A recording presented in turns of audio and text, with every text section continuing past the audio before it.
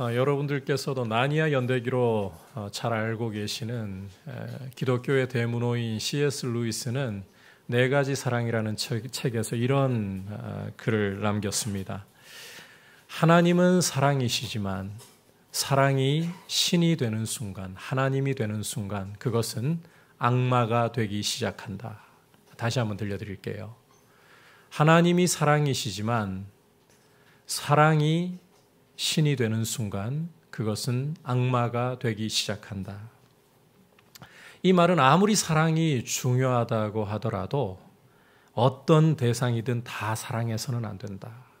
사랑하지 말아야 할 대상을 사랑해서는 안 된다는 이야기를 하는 것입니다. 우리가 지난 시간에 빛 가운데 행하는 삶에 대해서 다시 말해 새 계명을 행하는 삶에 대해서 함께 살펴보았습니다. 그것은 바로 형제 사랑으로 열매를 맺어야 한다라고 했었죠.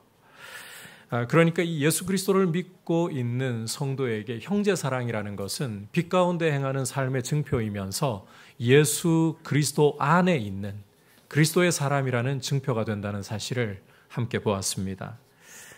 오늘 말씀은 이렇게 이 형제 사랑을 힘써 실천해야 할 그리스도인들이 반대로 사랑하지 말아야 할 것, 무엇을 사랑해서는 안 되는가? 이 부분을 우리에게 보여주는 말씀입니다. 여러분, 형제를 사랑해야 하지만 모든 것을 사랑할 수는 없습니다. 이 예를 구약에서 잘 보여주고 있는 대표적인 한 인물이 여호사밧 왕입니다. 여호사밧 왕이라고 하면 아사 왕의 아들로서 역대 유다 왕들 중에 가장 경건한 사람 중에 하나로 꼽을 수가 있습니다. 그런데 이 사람에게 한 가지 결정적인 잘못이 있는데 바로 북이스라엘 왕인 아합과 연혼을 맺은 것이었습니다. 아달랴라는 아합의 딸을 며느리로 맞아들여서 아합 지방과 연을 맺은 것이었습니다.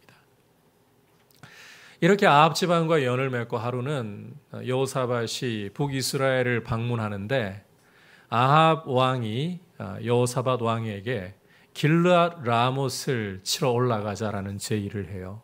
원래 우리 땅이었는데 아람에게 빼앗겼으니까 이걸 쳐서 되찾아야 합니다. 나와 함께 전쟁에 나갑시다. 그러니까 이 여호사밧 왕이 나나 당신이나 다를 바 없고 내 말이나 당신의 말이나 다를 바 없고 같이 갑시다. 그런데 이게 하나님의 말씀을 역행하는 길이었습니다.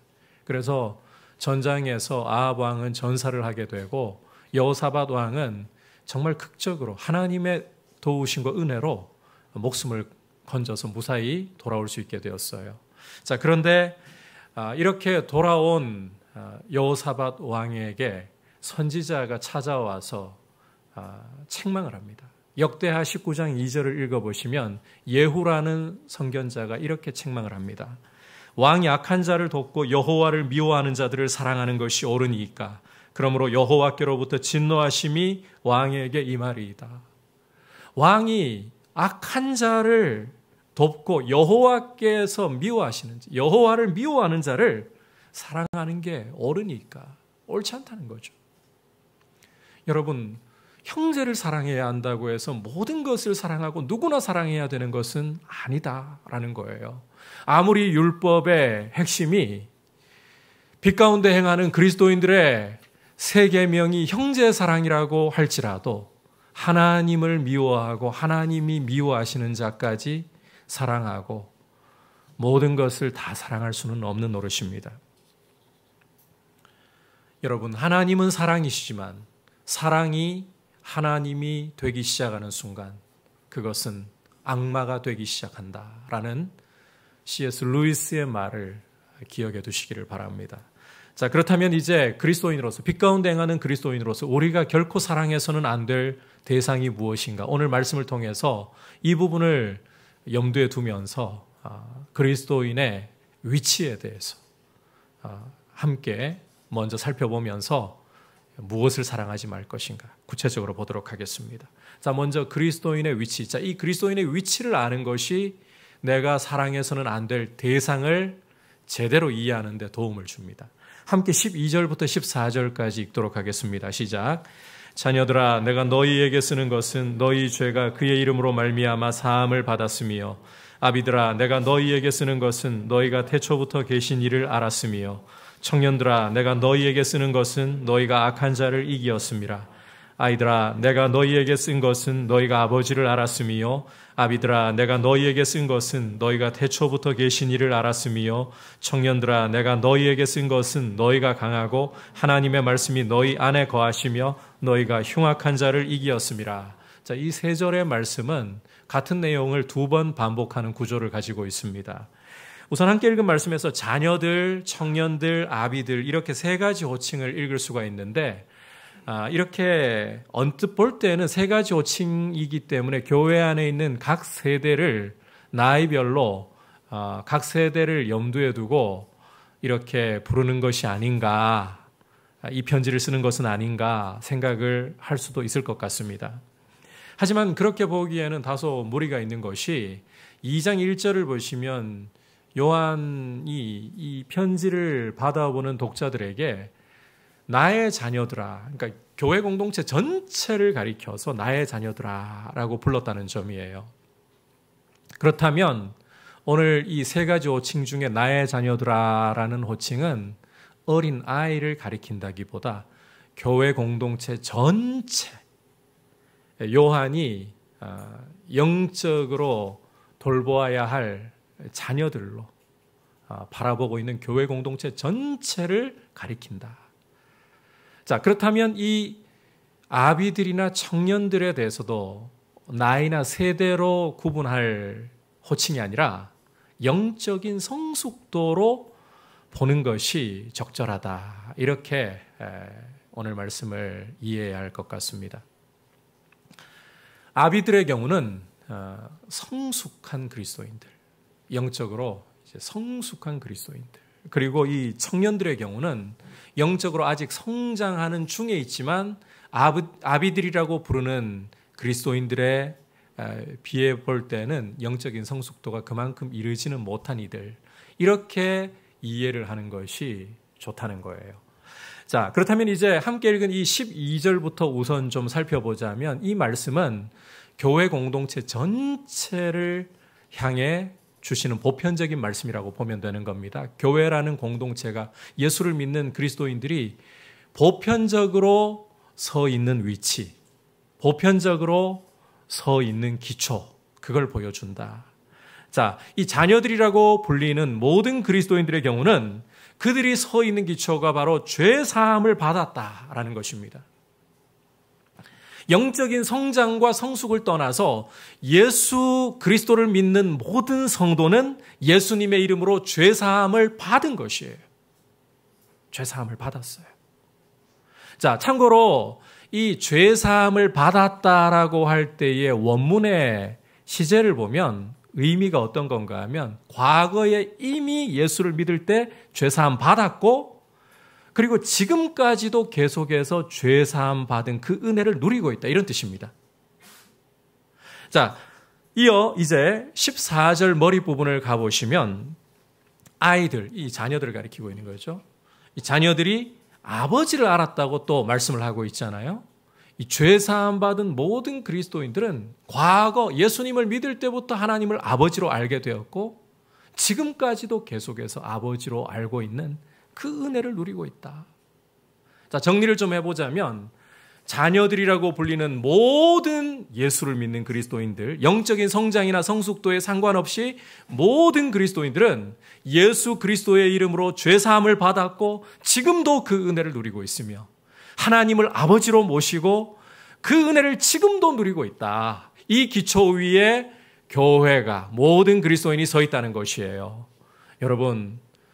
여러분은 예수를 믿는 순간에 죄 사함 받았습니다. 하나님을 아버지로 모시고 있는 것입니다. 이 기초 위에 온 교회가 서 있다는 거예요.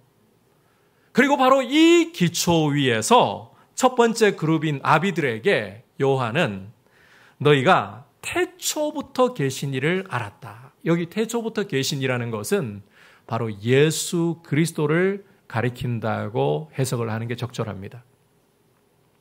우리 생각에 태초부터 계신이라고 하면 아마 여러분 중에도 많은 분들이 하나님 아버지라고 해석을 하실 분들이 적지 않을 것 같아요.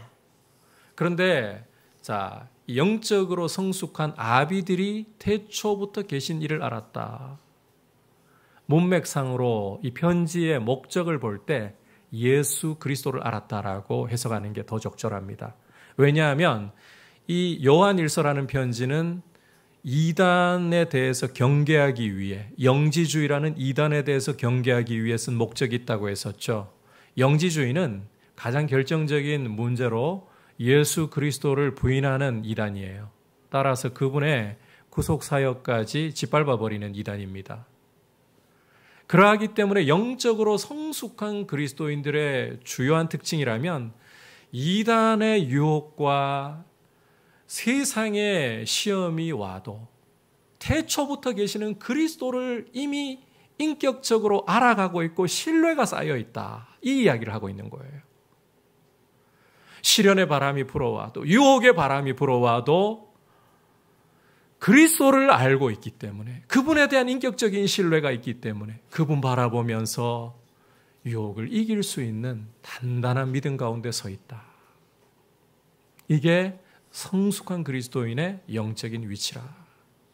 자, 다음으로 요한이 청년들에게 말씀을 하고 있잖아요. 청년들, 영적으로 성장 중에 있는 이들의 경우는 말씀에서 보듯이 13절에서 보듯이 너희가 악한 자를 이겼다. 영적으로 아직까지 성장 중에 있다 보니까 때로는 이단의 유혹과 세상의 시험이 올 때에 자칫 두려움에 빠질 수도 있어요. 성장 중에 있는 그리스도인들은 시험이 오고 유혹이 올 때에 내가 넘어지면 어떻게 하나? 저 유혹을 감당할 수 없으면 어떻게 하나? 실제로 싸움도 치열하고 몸부림도 치열하고 자칫 당연히 져버릴 것이라는 두려움과 좌절감에도 빠지기가 쉬운 때예요. 하지만 이런 자라나고 있는 이들에게 요한은 응원하고 용기를 북돋아 주려고 하는 거예요. 너희는 져야 할 위치에 서 있는 게 아니다. 너희는 그리스도 안에서 악한 자를 이긴 사람들이다. 그게 너희의 위치이다. 유혹이 몰려오기 때문에 이단의 공격이 오기 때문에 너희가 당연히 질 것이라고 생각하지 말라. 너희는 그리스도 안에서 악한 자를 이긴 사람들이다. 그리고 14절에서는 성도가 성장 중에 이 마귀를 이길 수 있는, 악한 자를 이길 수 있는 비결이 자력이 아니라 너희가 강하고 하나님의 말씀이 너희 안에 거하시며 예수 그리스도 안에서 말씀 때문에 이기는 것이지 너희가 스스로 이기려고 할 필요가 없다. 절대로 겁먹지 말라. 유혹이 온다고, 이단의 공격이 온다고 너희가 당연히 넘어져야 한다라고 지레 겁먹거나 싸움에서 포기하는 모습을 보이지 말거라. 여러분, 이게 바로 그리스도인들의 위치라는 거예요. 손자병법에서 지피지기면 백전불태라는 말을 하고 있습니다. 적을 알고 나를 알면 100번 싸워도 위태롭지 않다는 말이에요.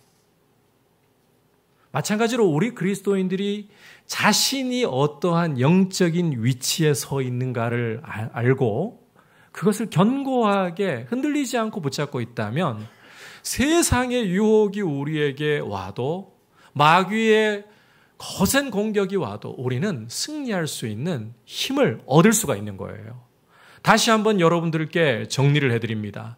여러분, 예수 그리스도를 믿는 모든 그리스도인은 영적인 성장과 성숙도에 상관없이 예수 그리스도의 이름으로 죄사함을 이미 받았고 지금도 그 죄사함의 은혜를 누리고 있으며 하나님을 아버지로 알고 그 아버지를 아는 은혜를 지금도 누리고 있다.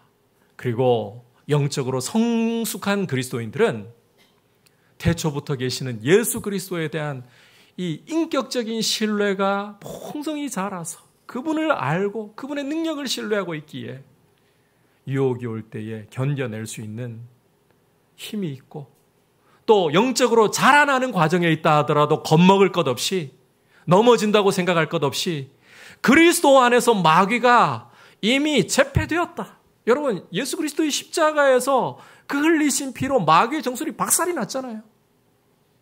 너희가 그런 영적인 권세를 가지고 있고 그리스도 안에서 말씀 안에서 머물러 있다면 얼마든지 이긴다. 이게 바로 그리스도인이라는 거예요. 여러분 우리의 영적인 위치를 굳건하게 알고 붙잡을 수 있기를 주님의 이름으로 축복합니다. 이게 여러분이 어떤 삶을 살아갈 수 있는가 기본이 되고 여러분들에게 힘을 주는 원리예요. 바로 이 원리 위에서 이제는 우리의 도리, 오늘은 부정적으로 그리스도인이 사랑하지 말아야 할 것이 제대로 이해가 되어야 되는 것입니다. 자, 이제 그렇다면 그리스도인의 도리가 무엇이냐? 무엇을 사랑하지 말아야 하느냐? 한번 따라 합시다. 이 세상이나 세상에 속한 것들을 사랑치 말아야 합니다. 여러분, 세상이나 세상에 있는 것들을 사랑하지 말아야 합니다. 함께 15절과 16절 한 목소리로 보겠습니다. 시작. 이 세상이나 세상에 있는 것들을 사랑하지 말라. 누구든지 세상을 사랑하면 아버지의 사랑이 그 안에 있지 아니하니 이는 세상에 있는 모든 것이 육신의 정욕과 안목의 정욕과 이생의 자랑이니 다 아버지께로부터 온 것이 아니요 세상으로부터 온 것이라. 자, 함께 읽은 말씀에서 이제 사랑하지 말아야 할 것이 무엇인가라고 그리스도인의 도리를 소극적으로 부정적으로 보여주죠. 그 도리라는 게 거듭 강조하지만 이 세상이나 세상에 있는 것들, 그와 같은 것들을 사랑하지 말아야 한다. 자, 이 말씀을 이전에 읽어보신 분들, 또 이 말씀을 지금 오늘 처음 듣더라도 들으시면서 마음에 의문이 솟구치는 분들도 계실 것 같아요. 그렇다면 속세를 떠나서 수도원에 가서 생활을 하란 말인가?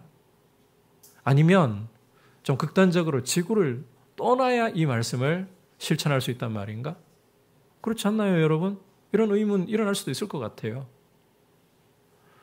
여러분, 오늘 이 말씀에서 우리가 이 세상이라는 표현, 이 단어를 제대로 좀 의미를 잘 이해하는 게 굉장히 중요합니다. 그래야 이 말씀을 우리가 제대로 이해하고 균형 있는 삶을 살아갈 수가 있어요. 자, 성경에서 세상이라고 할 때는 크게 세 가지 의미로 쓰이고 있습니다. 세 가지 의미로. 첫 번째는 하나님이 지으신 자연 만물을 가리킬 때 세상이라고 불러요. 두 번째로는 하나님의 형상을 따라 지으신 사람들을 가리켜서 세상이라고 불러요. 마지막으로는 마귀와 그 통치 체계를 가리켜서 세상이라고 불러요. 자, 간단한 예를 한번 보여드릴까요? 히브리서 여러분께서 1장 1절과 2절을 읽어보시면 예수 그리스도의 탁월하심에 대해서 편지 머리부터 기록을 하면서 능력의 말씀으로 이 만물을 세계를 지으셨다라는 이야기를 하고 있습니다. 그럴 때 그 세계, 세상이라는 것은 하나님 지으신 자연 만물을 가리켜요.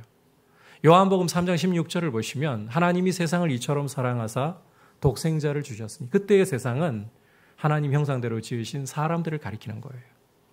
자, 그렇다면 이제 오늘 말씀에서 이 세상이라고 할 때에는 세 의미 중에 어느 것이라고 여러분 판단이 됩니까? 당연히 세 번째 의미, 마귀의 통치 체제를 가리켜서 세상이라고 부른다는 거예요.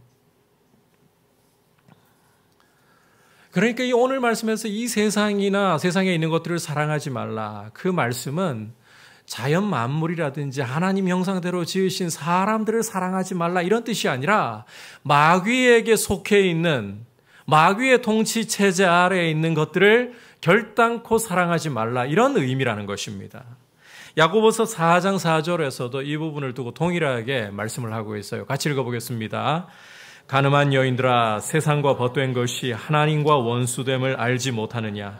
그런즉 세상과 벗이 되고자 하는 자는 스스로 하나님과 원수되는 것이니라. 자, 여러분, 이렇게 야고보도 강조하는 것이 세상을 벗삼는 것, 이것은 하나님과 원수되는 길로 걸어가는 것이다. 따라서 결단코 세상을 사랑하지 말아야 한다는 거예요. 자, 이제 좀 더 세상과 그 안에 있는 것들을 사랑하지 말아야 하는 이유를 구체적으로 보자면 바로 거기에서부터 나오는 모든 것이 육신의 정욕과 안목의 정욕과 이생의 자랑이기 때문입니다. 여러분, 이 세상으로부터, 이 세상에 있는 것들로부터 나올 수 있는 모든 것들은 육신의 정욕과 안목의 정욕과 이생의 자랑이라는 거예요. 자, 우리가 이 육신의 정욕, 안목의 정욕, 이생의 자랑에 대해서도 오늘 설명이 좀 많기 때문에 귀를 쫑긋 세우시고 좀 잘 들으셨으면 좋겠는데, 제가 결론적으로 좀 분류를 해가지고 말씀부터 드릴게요. 이 육체의 정욕이라는 것이 큰 덩어리라고 보시면 됩니다. 큰 덩어리. 자, 헬라어 원문을 봐도요, 실은 이 육체의 정욕과 안목의 정욕과 이생의 자랑이 그리고라는 접속사로 동등하게 놓여 있기 때문에 세 개를 이야기하는 것으로 보는 분들도 적지 않아요. 그런데 저는 제 개인적으로 선호한 입장을 결론적으로 말씀드리자면 육체의 정욕이라는 큰 덩어리, 큰 범주 안에 자, 안목의 정욕이라는 세부적인 항목이 있고 이생의 자랑이라는 세부적인 항목이 있다. 이렇게 좀 여러분들에게 설명을 드립니다.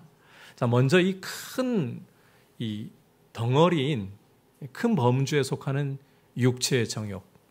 자, 이것부터 좀 살펴보자면 이 육체의 정욕이라는 것은 여러분 우리 몸을 유지하기 위해 있는 식욕이라든지 이 부부관계를 연합으로 하나 되게 하고 또 자녀를 출산할 수 있도록 주신 성욕이라든지 다른 몸을 보호하려는 욕구를 가리켜서 하는 말이 아닙니다.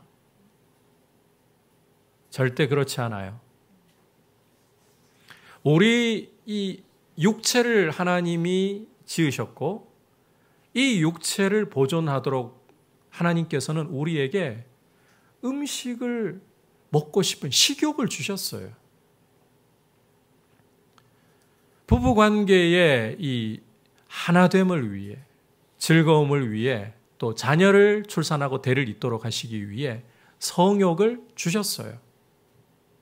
그리고 우리 몸을 보존하기 위해 위험하면 도망가야 한다. 본능적으로 도망가야 된다. 피해야 된다. 이런 욕구들이 일어나는 것, 이것들은 잘못된 게 아니에요. 건강하고 필요한 거예요. 오늘 이 육체의 정욕이라는 것은 그런 신체를 유지하기 위한 욕구를 말하는 게 아니라는 것입니다. 오히려 이 육체의 정욕이라는 것은 여러분 죄악되고 타락한 본성을 가리키는 거예요. 하나님을 대적하고 말씀의 길로 걸어가기를 거부하는 우리 이 타락한 본성을 가리켜서 육체의 정욕이라는 큰 범주로 지금 이야기를 하고 있다. 자, 이제 그 큰 육체의 이 정욕이라는 범주 안에, 이 죄악된 본성이라는 범주 안에서 그 다음으로 이제 세부적으로 이야기하는 첫 번째가 바로 안목의 정욕이에요. 여러분, 이 안목의 정욕이라는 것은 우선 쉽게 이야기하자면 눈을 통해 들어와서 내 속에 욕심이 끌어오르게 만드는 죄 짓고자 하는 그런 의지. 이해하시겠죠? 눈을 통해서 눈을 매개체로 해서 내 안에 끌어오르는 이 욕정, 욕심, 죄 짓고자 하는 의지. 그런데 여러분, 못 보는 사람들도 마음에 동일하게 정욕이 끌어오를 수 있죠? 그러니까 단순히 눈만 이야기하는 건 아닙니다. 눈과 같이 신체를, 우리 몸의 지체를 매개체로 해서 우리 안에 끌어오를 수 있는 이런 욕정을 이 안목의 정욕이라고 이야기하는 거예요. 죄 짓고자 하는 의지를 안목의 정욕이라고 하는 거예요. 그리고 또 다른 한 가지 범주인 이 이생의 자랑. 이 이생의 자랑이라는 건 이 문자 그대로 이야기하면 자기 삶의 스타일을 자랑하는 것입니다. 허황되게 자랑하는 것. 좀 더 구체적으로 이야기를 풀어드리자면 내가 잘났다고, 내가 이룬 업적이 뛰어나다고 남들 앞에 내세우면서 남들에게 자랑하고 다른 사람들을 나보다 못하다고 깔보고 무시하는 모습, 혹은 나보다 잘났다고 생각하는 사람이 있으면 기어이 끌어내려서라도 내가 올라가려고 하는 이런 모습, 이렇게 자기의 삶의 스타일을 허황되게 자랑하려고 하는 게 바로 이생의 자랑의 모습이라는 거예요. 자, 여러분 이제 이 육체의 정욕과 안목의 정욕과 이생의 자랑, 이게 어떤 의미인지 좀 이해가 되셨죠? 그다지 어렵게 설명한 건 아니라고 생각을 하고 있으니까 이해하셨으리라고 생각합니다. 그래도 높아심에 자꾸 여쭤보는 거예요. 자, 어떤 분들은 이 육체의 정욕과 안목의 정욕과 이생의 자랑을 이제 각각으로 두어가지고 이렇게 해석을 하기도 해요. 전통적인 해석인데, 하와가 선악과를 보았을 때 그 마음에 느꼈던 그 욕정, 그 욕심. 그래서 창세기를 여러분께서 3장을 읽어보시면 뱀의 유혹을 받고 난 후에 하와가 걸려 들어가지고 선악과를 딱 바라보는데요.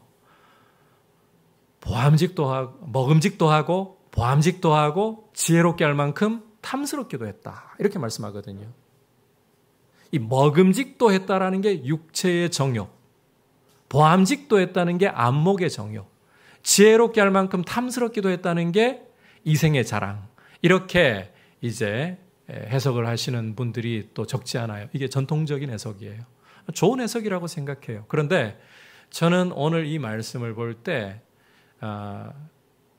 더 선호하는 해석은, 제 개인적으로 더 선호하는 해석은 육체의 정욕이라는 이 죄악된 이 타락한 본성에서 이 신체의 지체들을 통해 들어와서 끌어오르는 욕심, 그게 안목의 정욕.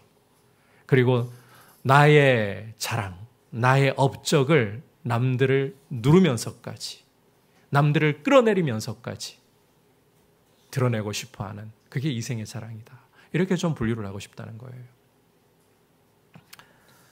여러분들께서 이 부분은 선택하셔도 돼요. 절대적으로 제가 이것만이다 라고 고집하진 않을 테니까. 중요한 건 이거예요. 여러분, 그리스도인은 이와 같은 이 육체의 정욕을 내뿜는, 그 모든 것이 육체의 정욕에 불과한 이 세상, 그리고 그 속에 속해 있는 것들을 결코 사랑하지 말아야 한다. 마귀의, 하나님의 원수인 마귀의 통치체제 아래에 있는 것들을 결단코 사랑하지 말아야 한다는 것입니다. 우리의 죄악된 본성이 우리 안에서 우리 이 지체들을 통해서 일으키는 몸의 욕심들, 한마디로 죄 짓지 말라는 거예요. 욕심들을 따르지 말라. 이건 미워해야 할 것이다. 단순히 안 지어야지 살살 이야기할 문제가 아니라 여러분, 사랑하지 말아야 할, 미워해야 할 일이다. 왜? 우리 그리스도인들이 어떠한 영적인 위치에 서 있기 때문에 예수 그리스도를 믿음으로 우리는 죄 사함 받은, 죄에서 벗어난 사람들이고, 그게 과거의 한때의 일이 아니라 지금도 여전히 누리고 있는 일이고, 거룩하고 순결하신 하나님이 내 아버지가 되셔서 지금도 나의 아버지이시고, 또 이제 영적으로 성숙한 그리스도인들은 예수 그리스도와의 인격적인 삶 속에서 그와 같은 것들을 피하고 있는 사람들이고, 잘하고 있어도 그 마귀에게 속한 것들을 이길 힘이 예수 안에서, 십자가의 보혈 안에서, 말씀 안에서 마귀에 속한 일들을 이길 힘이 있기 때문에. 그러므로 여러분, 우리가 죄는 지어도 되겠지, 지어도 별 수 없지, 이런 생각을 가져서는 안 돼요. 여러분, 이런 역설을 좀 마음에 잘 담아두십시오. 죄 안 지을 수 없습니다. 이 땅 살아가면서 몸부림쳐도 죄악에 우리 발이 빠집니다. 그러나 그것이 우리의 연약함이라 할지라도 우리는 결단코 죄를 지을 수도 있지 뭐. 죄를 용납하려고 해서는 안 됩니다. 아니, 세상이나 세상에 있는 것들을 사랑하지 말라. 우리의 죄악된 본성이 마귀의 유혹을 받고 세상의 유혹을 받아서 더러운 욕구를 일으키면서 우리 몸을 사용해 죄를 짓게 하려고 해도 거부하려고 해야 된다는 거예요. 미워하려고 해야 된다는 거예요. 우리 주님의 긍휼이 크시기 때문에 우리를 품어주시고 우리를 7번씩 70번이라도 형제를 용서하라고 하셨던 주님이 그 십자가의 보혈로 우리를 회개할 때마다 용서하신다고 해도 그걸 우리의 구실 삼아 우리의 방패 삼아 죄를 용납하려고 하는 그런 모습에 빠져들지 않도록 여러분 이 부분에서 자기에게 엄격하실 필요가 있어요. 죄 지은 형제에 대해서는 회개하도록 형제를 긍휼히 여겨야 돼요. 형제에게 사납게 하지 말고 자신에게는 엄격하십시오. 여러분 남에게 손가락질 자꾸 하려고 하지 말고 나를 돌아봐야죠. 십자가 앞에 서면 두 사람 설 자리가 없어요. 과거에 우리 믿음의 선배님들 하시는 이야기, 이 표현이 참 저는 좋아요. 십자가 앞에 서면 두 사람도 서 있을 자리가 없습니다. 오직 나 한 사람 서 있을 자리밖에 없어요. 주님이 물으시는 것은 너는 쟤가 아니라 너는이라고 물으시는 거예요. 우리가 형제를 엄격하게 대하고 형제에게 가혹한 잣대를 대려고 하기보다 주님 앞에 내가라고 하면서 오히려 주님 앞에서 내가 해야 할 회개를 하고 내가 해야 할 도리를 하려고 하는 이런 모습으로 여러분 죄를 단호히 좀 미워할 수 있기를 주님의 이름으로 축복합니다. 이제 마지막으로 이 세상과 세상에 속한 것들을 그 정욕을 우리가 결코 사랑하지 말아야 할 이유로 그 특징을 한 가지 좀 더 살펴볼 필요가 있습니다. 이 세상의 특징은 한번 따라 합시다. 다 지나가는 것입니다. 17절 함께 읽겠습니다. 시작. 이 세상도 그 정욕도 지나가되 오직 하나님의 뜻을 행하는 자는 영원히 거하느니라. 함께 읽은 말씀에서는 이 세상과 하나님의 뜻을 행하는 사람을 대비시키면서 이 세상이 결코 사랑할 대상이 아니라는 것을 부각시켜주고 있어요. 여러분, 이 세상이나 이 세상에 속해 있는 것들을 사랑하지 말아야 할, 우리가 결코 이 죄악된 본성에서 끌어오르는 욕심을 사랑하지 말고 미워해야 할 이유가 무엇인가? 요한은 굉장히 심플한 언어로 지나가기 때문이다. 여러분께 한번 여쭤볼게요. 오늘 이제 우리가 그 군에 가는 두 친구를 축복했잖아요. 유민이하고 동희하고 축복했잖아요. 이렇게 이제 한창 나이인 20대 초반에 있는 사람과 조금 극단적인 예를 한번 들어볼게요. 100세가 넘은 노인분과 뭐 다른 걸 다 떠나가지고 이 욕구 이야기를 한번 해볼게요. 누가 욕구가 클까요? 여러분 생각에 누가 욕구가 클까요? 물론 노욕 있을 수 있죠. 그런데 이 욕구의 크기만 이야기해 보자면 청년을 따라갈 수가 없습니다. 신체 활동이 왕성한 만큼 우리 죄악된 본성은 그 왕성함을 통해서요, 욕구를 크게 일으킬 수밖에 없어요. 나이가 들어갈수록 욕구가 사라지진 않아요. 절대 사라지지 않아요. 그런데 자꾸 꺼져갈 수밖에 없어요. 왜? 몸이 쇠해지니까. 몸이 마음대로 안 되니까. 그래서 이 몸이 죽으면 여러분 정욕도 죽는 겁니다. 결국은. 욕구도 다 죽어요. 영원한 게 없어요. 아무리 정말 가지고 싶었던 물건이든 함께하고 싶었던 사람이든 무엇이든 지나가는 거예요. 영원할 수가 없어요. 이 땅에서 영원한 것은 오직 하나밖에 없습니다. 하나님의 뜻이에요. 그분의 뜻을 행하는 것이에요. 에콰도르의 식인 부족을 위해서 자신의 목숨을 던졌던 짐 엘리엇 선교사님, 아마 많은 분들이 알고 계시리라고 생각합니다. 그분이 순교한 후에 사모님이 그분의 일기를 공개했거든요. 그 내용 중에 이렇게 기록된 글이 있었습니다. 영원한 것을 위해 영원하지 않은 것을 버리는 사람을 어리석다고 하지 마십시오. 나는 오래 살기를 원하지 않습니다.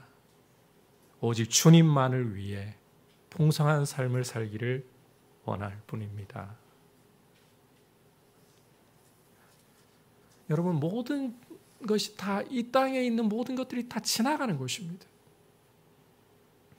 우리 안에 끓어오르는 욕심도 그게 우리가 경험하기 시작할 때는 그게 거의 끝장인 것 같아요. 그런데 그것도 지나가는 것뿐이에요. 오직 영원한 것은 한 가지, 하나님의 뜻을 행하는 것밖에 없습니다. 여러분, 영원한 것을 잡을 수 있기를 축복합니다. 영원한 것에 여러분의 가치를 두기를 축복합니다. 오늘 이 말씀을 들으면서 이렇게 말씀을 드렸음에도 불구하고 또 극단적으로 해석을 할 수 있는 분들이 분명히 있다고 저는 생각이 들어요.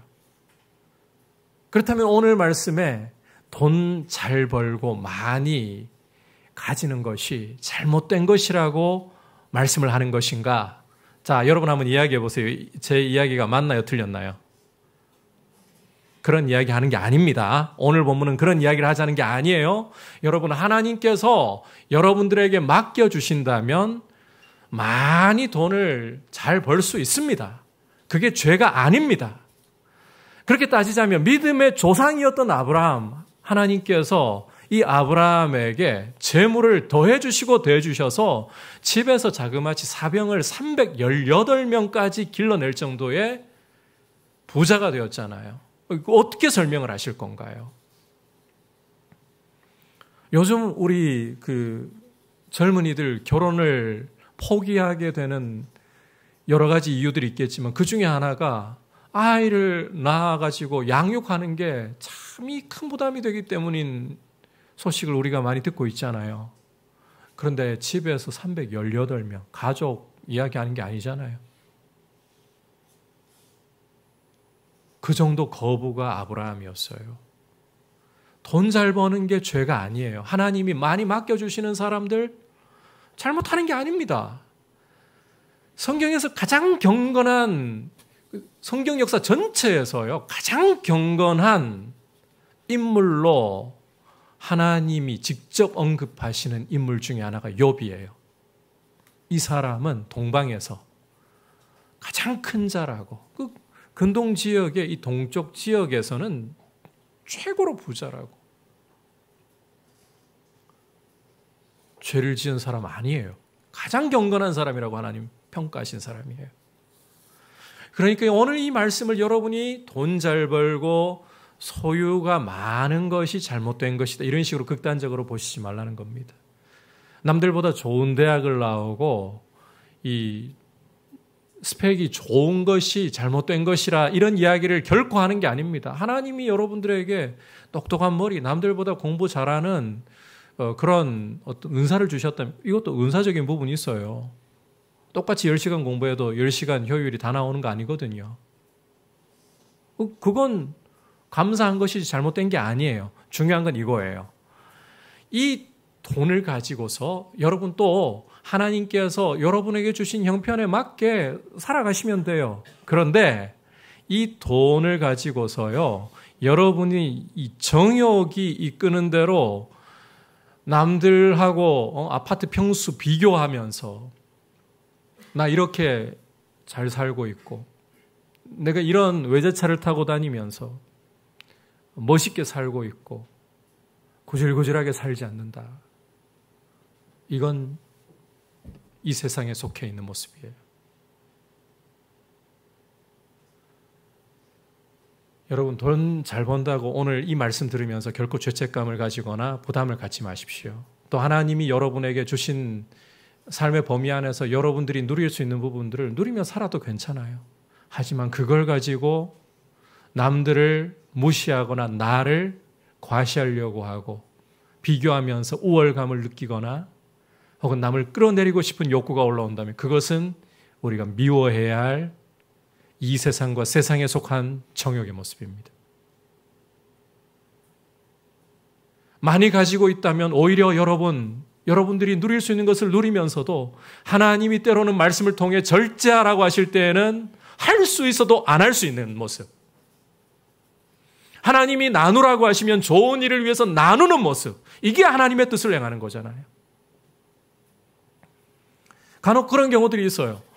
그리스도인 부자로 살면 안 된다 그래요. 그러면 성경에서 돈 있는 사람이 가난한 이웃에게 나누라고 하는 말씀 어떻게 해결할 건가요?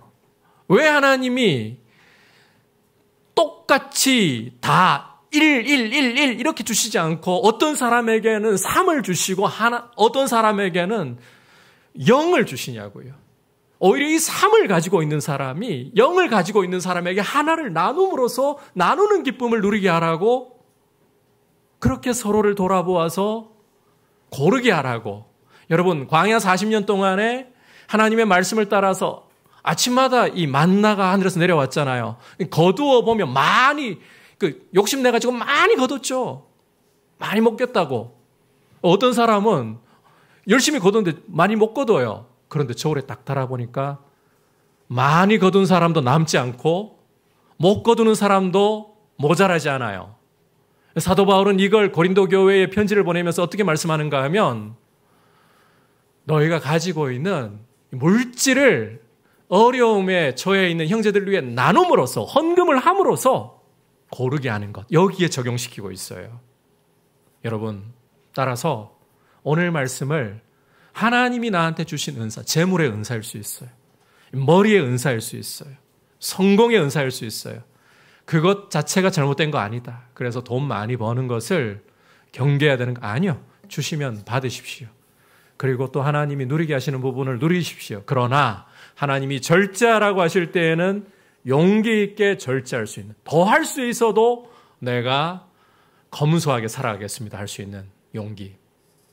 나누라고 하시면 주님 이거 가지고 제가 여분으로 더 하려고 투자를 좀 나누라. 그러시면 나눌 수 있는 용기. 이게 하나님의 뜻을 행하는 모습이에요.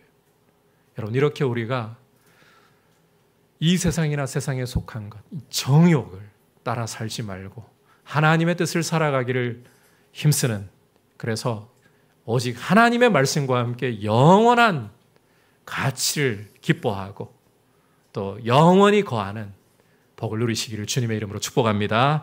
오늘 말씀을 통해 빛 가운데 행하는 그리스도인이 서 있는 위치, 영적인 위치, 그리고 무엇을 정말 사랑하지 말아야 하는가, 미워해야 하는가 보았습니다. 모든 그리스도인은 예수의 이름으로 죄사함 받았고 하나님을 아버지로 모시고 있습니다. 뿐만 아니라 성숙한 그리스도인은 예수 그리스도에 대한 신뢰로 굳게 서 있고 성장하는 중에 있어도 예수의 능력으로 말씀 안에서 마귀를 이기는 권세를 얻었습니다. 그러므로 이 기초 위에서 우리는 세상과 세상에 속해 있는 것들, 그것들이 내뿜는 우리 죄악된 본성의 욕심을 따라 살아가지 말고 영원한 하나님의 뜻을 구할 수 있기를 축복합니다. 이제 말씀을 생각하면서 함께 찬송가 542장 박수치면서 고백드리겠습니다.